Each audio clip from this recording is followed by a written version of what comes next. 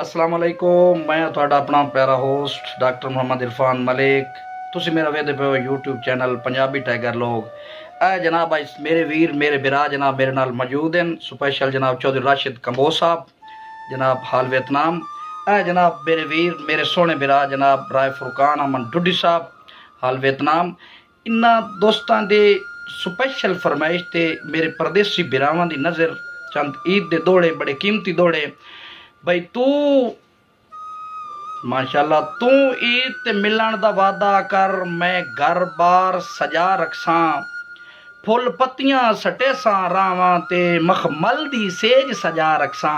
जरा सुन के डुडी साहब कंबोज साहब बे खुशियां दे विच तू मस्त हो के ओ तेरी राह ते नजर टिका रखसां। पिछे जग पिया ढोल मिसालां दे सी इंज सारा शहर सजा रखसां।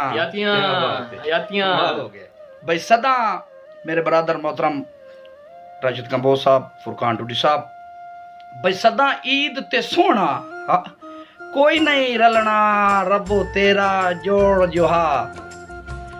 सदा ईद ते सोना कोई नहीं रलना रब्बू बन गया जोड़ दुहा दा। बंदे वतन ते ईद करेंदे हुसैन बड़ा मान हुंदा है सजना दा। ते मैनू वसन वे छोड़ वसेब दे विच पर छोड़ ख्याल किना दा।